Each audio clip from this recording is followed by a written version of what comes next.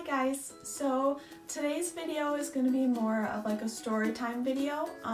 It's going to be a little bit more mellow than the other ones, but I just felt really compelled to share my eating disorder story.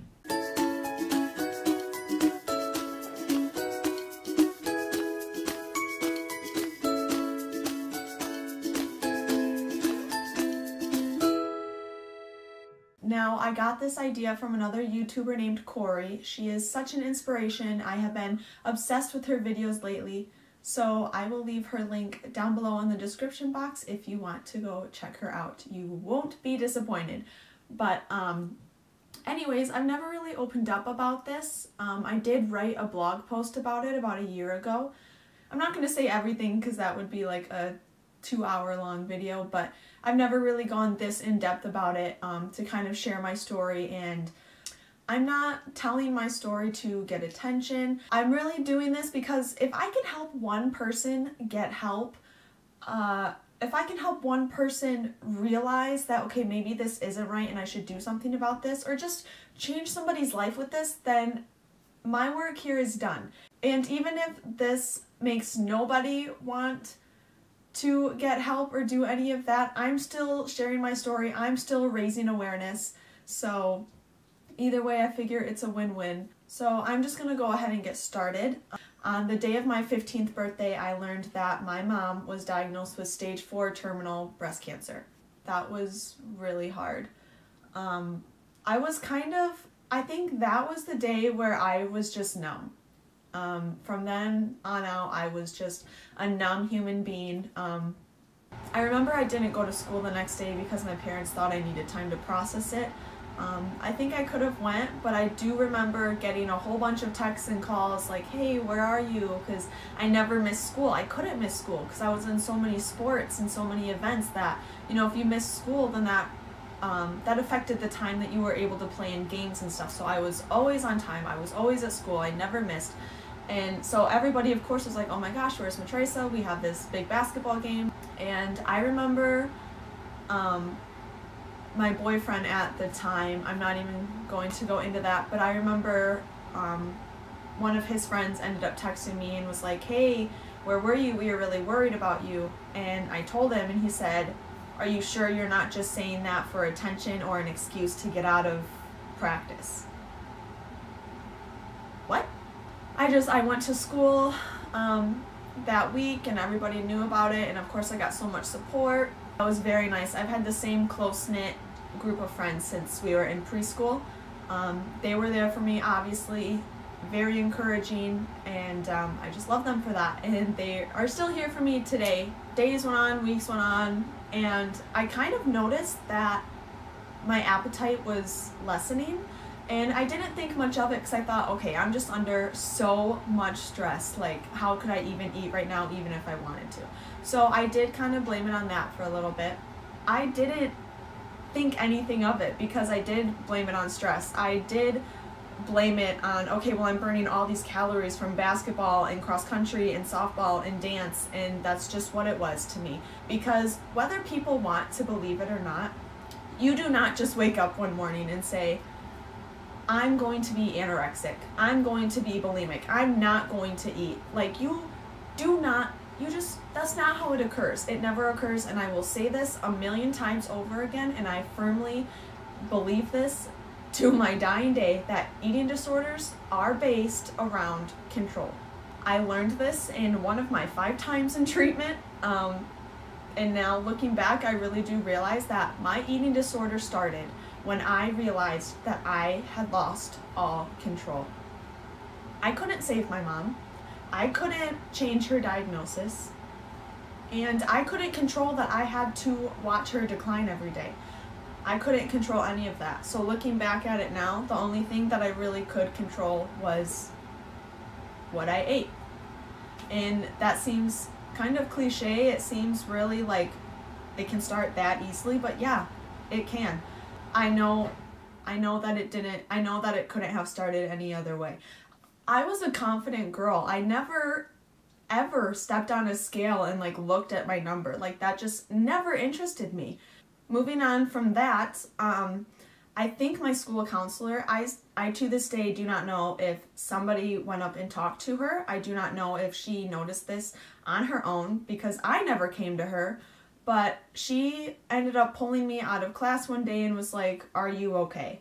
And I said, "Yeah, I'm fine. Like, you know, I'm dealing with everything the best that I can." And she said, "Matresa, I'm not talking about are you okay with your mom?" And I said, "Yeah, I'm fine." And then she went on to say, "Well, I can't help but notice that you don't really eat lunch." And at that point, I got mad, because I do have a temper, and I just jumped to, "Well, why are you paying so much attention to me? There's hundreds of kids in this school, focus on them." And I ended up just walking out of her office. I think that's really the first time it dawned on me, like, is something wrong with me? Because I'm not eating, I wasn't restricting myself because I wanted to. I was just not eating because I wasn't hungry, because I was numb, because I was stressed. And that's just, you know, I wasn't doing it because, oh, I need to lose weight. This is all about the number. I need to be prettier. I need to be skinnier. And a few days went by, and she called me back into her office and said that she had talked to my parents, and I was forced into treatment for the first time. And I was furious. I was kicking and screaming. I didn't want to go. It was a mess. And so I went into treatment with the mindset, this is stupid. I don't need to be here. Get me out of here. And so I got nothing out of that. I was there for a few weeks because, yeah, I mean, if you're going to put food in front of my face and tell me that in order for me to leave, I need to eat this, then I'm going to eat it. Because at that point, it wasn't about, I can't eat that because that's going to make me gain weight. At that point, I was in complete denial that I had an eating disorder. So, of course, I ate everything. I would talk to the therapist every day. I'd be like, I'm fine. Let me go home to my parents. I just want to see my parents. I want to be in school. I want to play basketball. I want to go to dance. And it just, I got out of it. I got out of that treatment center. I went back to school the next day. And that's when I realized, okay, something has to change, because if my school counselor doesn't see me eating, if she sees me losing more weight, I'm going to end up right back into that spot. And I didn't want to go there no matter what. So that's when I really dabbled in bulimia, I guess. And that is when it started to be like about the weight, I guess. My twisted thinking was, okay, in order for me not to go back into that place, she needs to see me eat. I can't lose any more weight, so I'm going to eat my food at lunchtime, and then if I feel like it, if I feel like I need to, I can just go purge it up in the bathroom later. And that is exactly what I did, and it is so sad, because this corrupted my whole high school experience. This, along with a whole bunch of other things that happened, which I'll probably get into in a little bit. I was so wrapped up in this disorder that I don't really even remember my sophomore, junior, or senior year of high school. And that's so sad, because those are supposed to be some of the best years of your life. And I could barely tell you some of the memories that I have from high school, because I just don't remember. And that may be because that they were just awful and I just wanted to black them out and forget about them entirely. Or it could be because I just didn't pay attention. The only thing I paid attention to was nutrition labels and counting calories. I don't know. But either way, I don't really remember a lot. But that is when I started with bulimia. I would eat during lunch, and then I would wait until the first bell rang and everybody had to start going back to class. And I would go in the bathroom, I would turn on all the sinks, I would turn on the loud hair dryers. I always carried a toothbrush, and I always carried toothpaste in my purse, one of the little mini packs. And so that's when I would go and I would purge, because the transition from it going from not caring about the weight to caring about the weight was when I got out of treatment and I realized, okay, I may have a little problem, but it's not big. Like, it's not big enough for me to go into treatment, but I did like the weight that I was at that point. And so when I realized that I had to start eating for me not to go back to that place, I still didn't want to gain any weight back because I physically liked the way that my body looked. A little bit before I went into treatment for my first time, me and my boyfriend at the time broke up, so that was just another hardship that I was going through. So at this point, I'm a sophomore in high school, almost going into my junior year, and I don't know how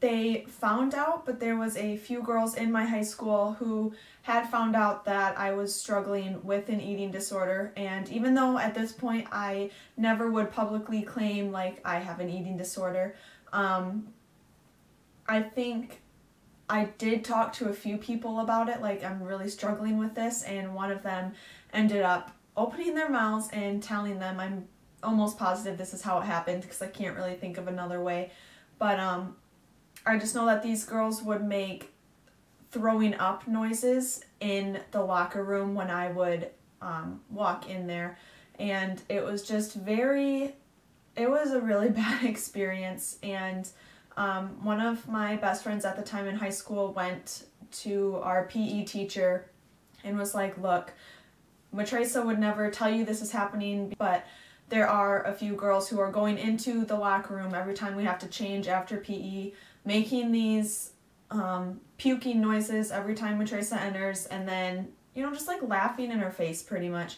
So my PE teacher was really awesome. They helped me fix the problem, correct it.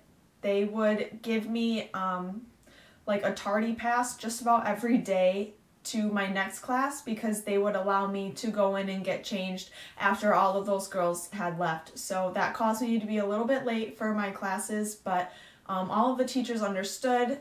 Once that situation got resolved, I just continued on with basketball, softball, dance, running, just all the things that I loved to do before the eating disorder took place. And even though I was still doing those things,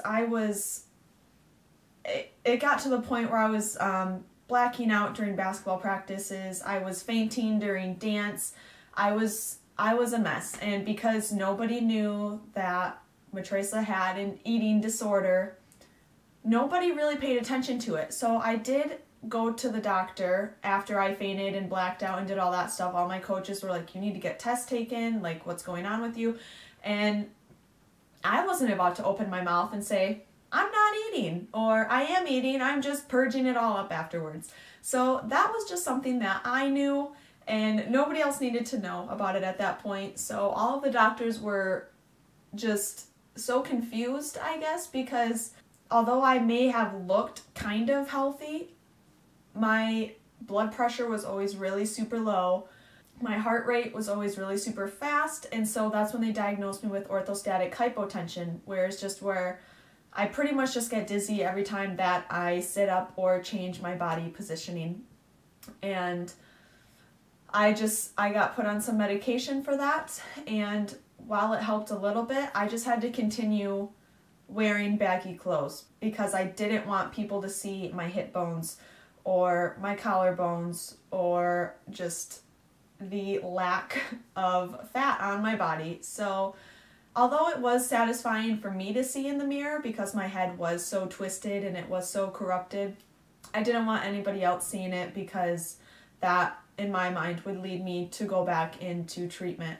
My mom did end up passing away when I was 16, and that really put a downfall on things. That was where I really switched from, I don't give a crap if people know about this or not, because it's hard work hiding it. So that is when I went from, I'm done purging, I'm just gonna stop eating. And that is why if you look at any pictures of me through high school, I was little, I was always wearing baggy clothes, so hopefully people wouldn't notice exactly how little.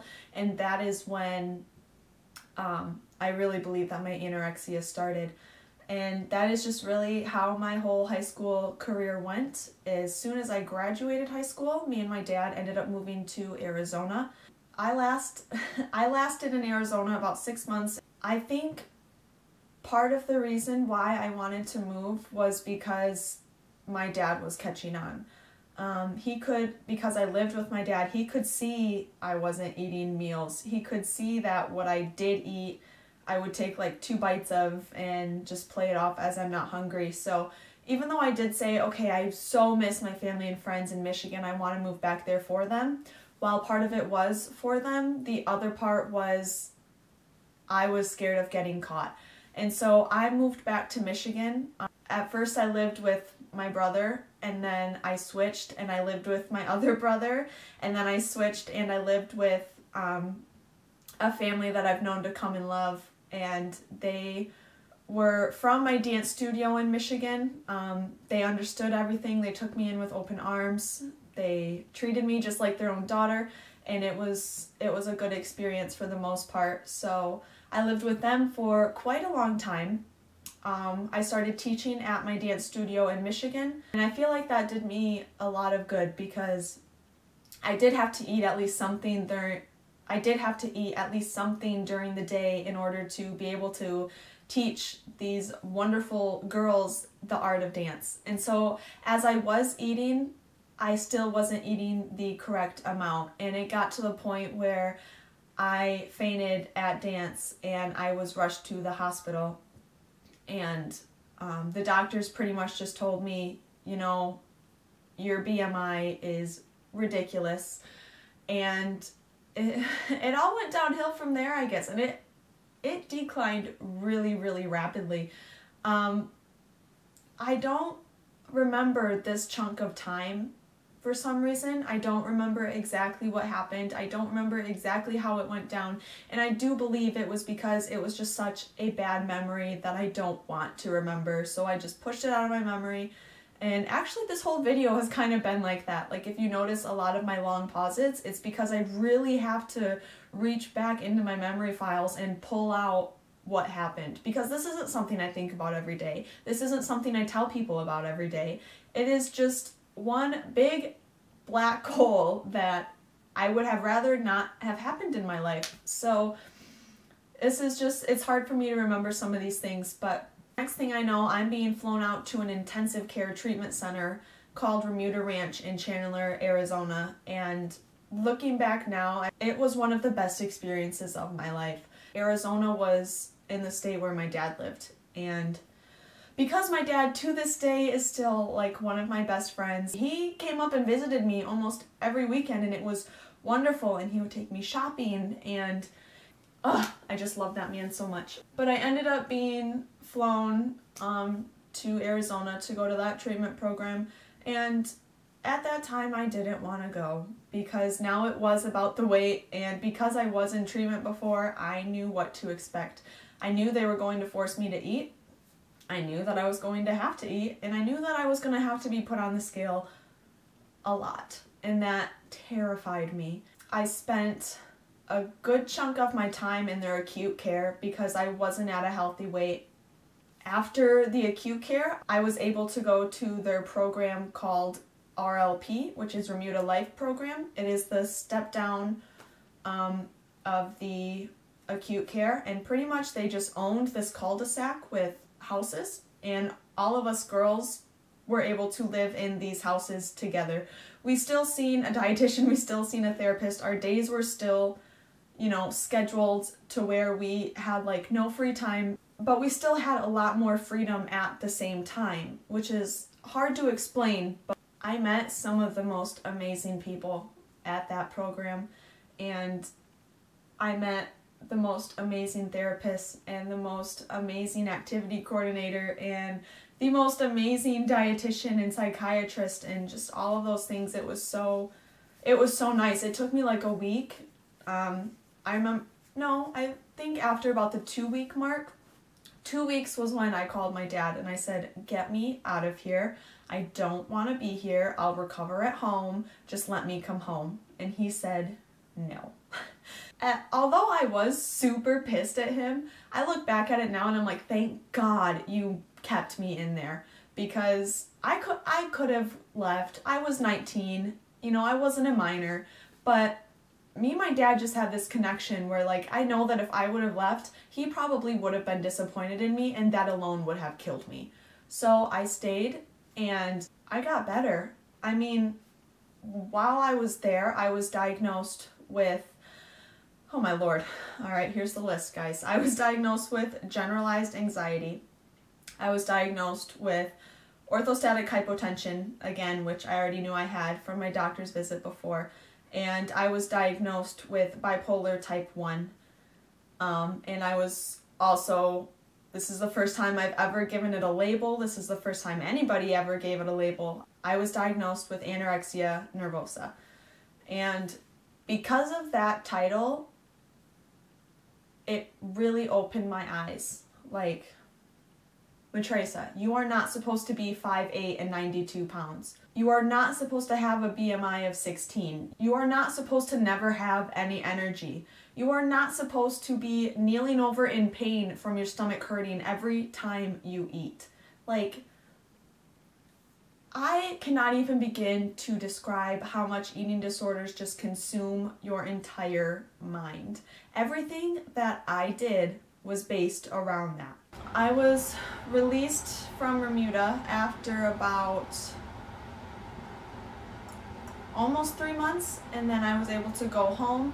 I had a 1-bedroom apartment, which was really the best thing for me because I was able to have the freedom, and it was like, okay, what are you going to do with this freedom, Matresa? Are you going to use it for the right reasons, or are you going to use it for the wrong reasons? And shortly after really getting my bearings and figuring out how to handle this newfound life after that big 3-month treatment, I met my now husband, Garrett, and that was one of just the best things that could have happened. But I did relapse a few times, and I did have to have a few more stints in rehab, but these times I just went to a local one right in our area, and they were only like a few weeks here and there. But I mean, even when I had to do outpatient after I would be inpatient, he would pick me up and drop me off every single day, and he was just my rock through that entire experience. I think I forgot to mention that during this whole time, during my high school career, during just even up to the point that I'm talking about now, I was into self-harm for a little bit, and I still have the scars, so it sucks, but that was just another thing that was brought on by my eating disorder and all of the anxiety and part of even the bipolar, I feel. So even after I was released from all of my treatments, I was in treatment a total of 5 times, and so after I was in and out 5 times, I still had to go to the doctors once a month to get weighed so they could keep tabs on me and just make sure that I'm doing okay. And Garrett went with me to every one of those appointments as well. And at this one appointment, we had to go, and I had to get weighed, and they also had to do blood work and a urine test just to make sure that all of my levels were where they needed to be. And I also had a cancer screening that day because it did run in my family. So I still remember the nurse practitioner, Amy. She came in and she said, you know, your health isn't exactly where we want it. You don't have cancer. You should probably gain a little bit of more weight, but congratulations, you're pregnant. And I just kind of looked at her, and it didn't even resonate with me at first, because I thought, you definitely have the wrong patient, because not by only one doctor, but by 3 to 4 different doctors, they all told me the same thing. They all said, because I had one cycle my whole entire life, and that was when I was 16. I never had another one. I never even came close to having another one. And that was when you do have an eating disorder, and when you do get to a certain weight to where you're extremely underweight, your cycle ceases.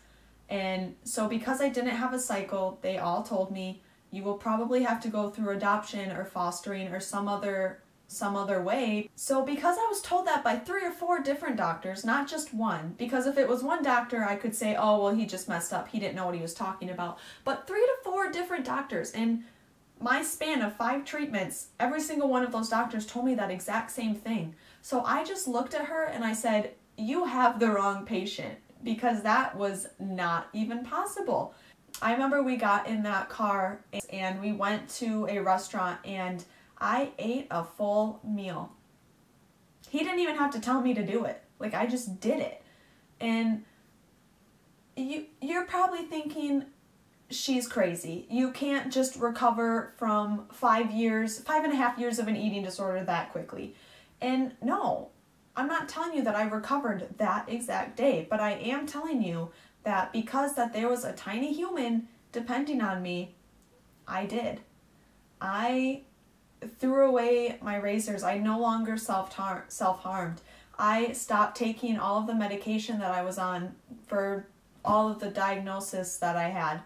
I ate meals and I didn't purge them back up, and I didn't restrict. I did a 360, and it amazed me and it terrified me all at the same time, because in my head I thought, well, what is going to happen when I give birth to this baby and he no longer needs the nutrition that I need? What is going to happen? Am I going to slip back into my old ways? But then when he was born, I breastfed him for a year. And so he still needed the same nutrition that I was getting. So I was still forced to eat, and I was still forced to be healthy and, really follow those strict guidelines that my dietitian had set in place for me. And then that terrified me even more, because I thought, well, now I've been eating for about 2 years, and what's going to happen when I'm not breastfeeding anymore? Am I going to slip back into my old ways because I want to be, tiny again? But after living those 2 years of like a normal person, it just kind of became a habit, and I realized I want to be able to play with him. I want to have the energy to play with him. I want him to be healthy because I set a healthy example, and my husband sets a healthy example. And I can honestly say that I am still recovered at 24. I just turned 24, so I have been recovered for about 2.5 years now. And looking back now, when I was in treatment, I used to think, things can't get better. I'm never going to be normal again. I'm never going to be fully happy. And I look at that now, and I'm married, and I have this beautiful, almost 2-year-old, and we have our own house, and I'm finishing my schooling. And it's just, I don't even know what I did to deserve all of this, to go from such a dark place to such a happy place. But I am so happy that it happened, and I guess the message that I want to leave everybody with is your value is not based around a number. You don't need a scale in your house. I will never own a scale again, and I am perfectly okay with that. But you are beautiful no matter how you think you look, how other people think you look. That doesn't even matter. You just have so much to live for, and so many good things are going to happen, and they're only going to happen if you're happy and you're healthy and you're living life to the fullest, and you're not being held back by such a mental illness or a disease. And I always used to think, okay, if things are going to get better, they're going to get better for somebody else and not for me, because I just didn't feel deserving. I didn't feel worthy of such happiness. But I couldn't have done this without our son, Mason. I couldn't have done this without my dad. I couldn't have done this without my husband. And I definitely couldn't have done it without all of the wonderful treatment team that I've had over the years, or the friends who have stuck by my side. And most importantly, I know that God had his hand on me the whole time, leading me, teaching me, showing me how to correctly do things. And just without all of that, I wouldn't be where I am.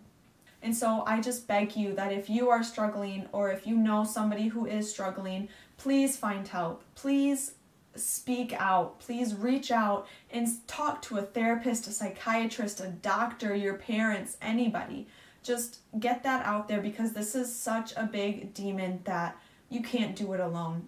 And another part of, because I did go through such a dark period, I do try to turn it into as positive of a thing as I can. And part of that is helping other people and sharing my story to help people, or to even just raise awareness, because people have this taboo thing in their mind that I cannot talk about eating disorders. It is just off the topic. I can't do it. And a lot of people think that eating disorders are just like a cry for help, like people are doing it for attention. And that just irks me in all the wrong ways, but I love raising awareness about it, and it just brings me joy, honestly, because I know that there's plenty of people out there who are struggling with this, who are not speaking up. And if this can get to even one of them, then I will be happy. I just know that if I did it, anybody can do it. So if you guys want any other videos, like an in-depth video of what it's like living with an eating disorder, or what it was like going through treatment, or what it was like being pregnant and going and starting my recovery all at the same time, I will definitely do videos on those. Just leave your suggestions in the comment box below. Thank you guys for watching. I'm sorry that this was so long and lengthy, but I will see you in my next video. Bye guys.